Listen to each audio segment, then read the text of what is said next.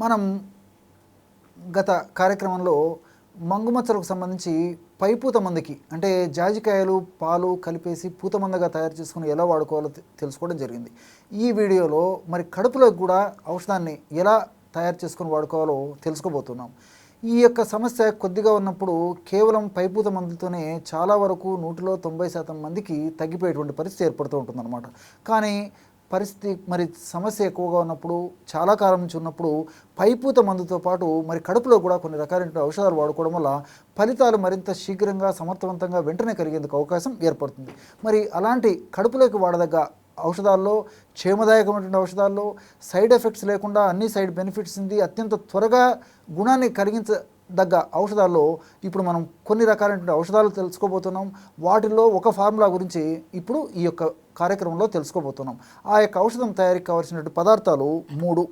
మొట్టమొదటిది ఒట్టివేళ్ల చూర్ణం. ఒట్టివేళ్ల చూర్ణం. ఈ ఒట్టివేళ్ల చూర్ణాన్ని 50 గ్రాములు తీసుకోండి. ఈ పదార్థాలన్నీ కూడా ఆయుర్వేద ఔషధ విక్రయశాలలో పచారి కొట్టలో దొరుకుతాయి అన్నమాట. ఒట్టివేళ్ల చూర్ణం, ఒట్టివేళ్ళు, ఈ యొక్క ఒట్టివేళ్ళనే ఉసిరా అనేటువంటి పేరుతో పిలుస్తుంటారు అనమాట. అంటే శరీరంలో వేడిగా ఉన్నటువంటి పరిస్థితి ఉన్నప్పుడు కానీ, అదేవిధంగా రక్తం దుష్టి అయ్యి రక్తదోషం వల్ల వ్యాధులు వచ్చినటువంటి పరిస్థితి ఏదైనా ఉన్నప్పుడు కానీ, అదేవిధంగా ఈ యొక్క మంగుమచ్చలు ఇలాంటి సమస్యలు ఉన్నప్పుడు కానీ, రక్తం వృద్ధి అయ్యేందుకు కానీ వివిధ రకాలైనటువంటి పరిస్థితుల్లో ఈ యొక్క ఒట్టివేళ్ళని ఆయుర్వేద వైద్య విధానంలో ఉపయోగిస్తుంటారు. ఉసిరాసవ, ఉసిరాది లేహ్యము, ఉసిరాది వటి అనే ఇలాంటి అనేక రకాలైనటువంటి ఔషధాలు కూడా ఆయుర్వేద వైద్య విధానంలో వాడకం చాలా సర్వసాధారణంగా జరుగుతూ ఉంటుందన్నమాట. కాబట్టి శరీరాన్ని చలవజేయడంతో పాటు అధిక వేడిని తగ్గించడంతో పాటు మరి మెలాస్మా లాంటి చర్మ వికారాలను తగ్గించేందుకు కూడా అత్యద్భుతమైనటువంటి ఔషధ గుణాలు, రసాయన తత్వాలు ఈ ఒట్టివేళ్లలో ప్రకృతి నిక్షిప్తీకరించి మనకు ప్రసాదించడం జరిగింది. ఇలాంటి ఒట్టివేళ్ల చూర్ణాన్ని మనం 50 గ్రాములు తీసుకోవాలి. అలాగే శ్రీగంధం. ఈ శ్రీగంధం పొడి కూడా నేను ఇంతకుముందు చెప్పినట్లు మనకు మార్కెట్లో దొరుకుతుంది. శ్రీగంధం పొడిని 50 గ్రాములు తీసుకోండి. ఈ శ్రీగంధంను ఉపయోగించి కూడా ఆయుర్వేద వైద్య విధానంలో వివిధ రకాలైనటువంటి ఔషధాలు తయారు చేస్తూ ఉంటారనమాట. చందనాది తైలము, అదేవిధంగా చందనాసవ ఇలాంటి అనేక రకాలైనటువంటి ఔషధాలు కూడా ఈ యొక్క శ్రీగంధాన్ని ఉపయోగించి తయారు చేస్తుంటారు. శ్రీగంధాన్ని పైపూత మందుగా వాడుతూ ఉంటారు. కడుపులోకి వాడేటువంటి ఔషధాలు తయారీలు కూడా ఈ యొక్క శ్రీగంధాన్ని ఉపయోగిస్తుంటారు అనమాట. 50 గ్రాములు శ్రీగంధం పొడి ఈ విధంగా తీసుకోవాలి. 3వ పదార్థంగా సుగంధిపాల వేర్ల యొక్క పొడి.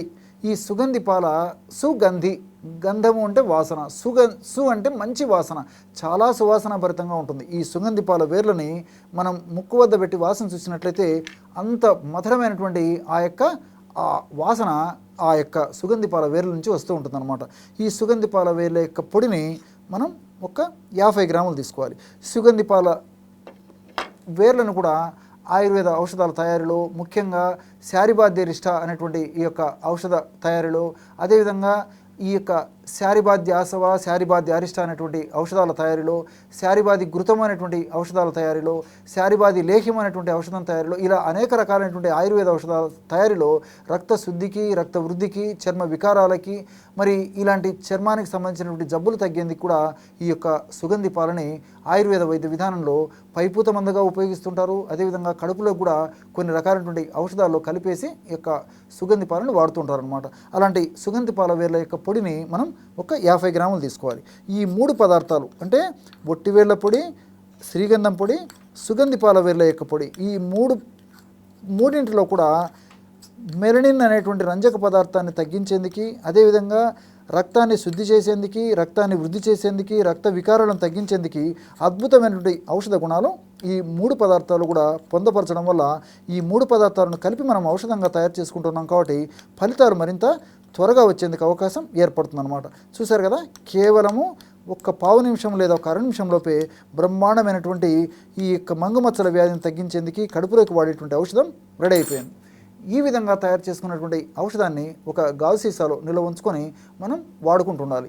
ఎలాగ వాడుకోవాలంటే రోజు రాత్రిపూట 100 మిల్లీలీటర్ల నీళ్ళు ఈ విధంగా తీసుకొని 100 మిల్లీలీటర్ల నీళ్ళల్లో 5 గ్రాములు మనం తయారు చేసి పెట్టుకున్నటువంటి చూర్ణం కలుపుకోవాలి.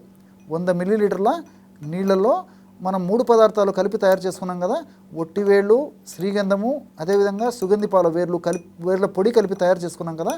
ఈ యొక్క చూర్ణాన్ని ఒక 5 గ్రాములు 100 మిల్లీలీటర్ల నీళ్ళల్లో రాత్రిపూట బాగా కలిపేసేయాలన్నమాట.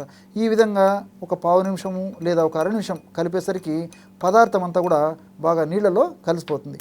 తర్వాత మూత పెట్టేసేయాలి.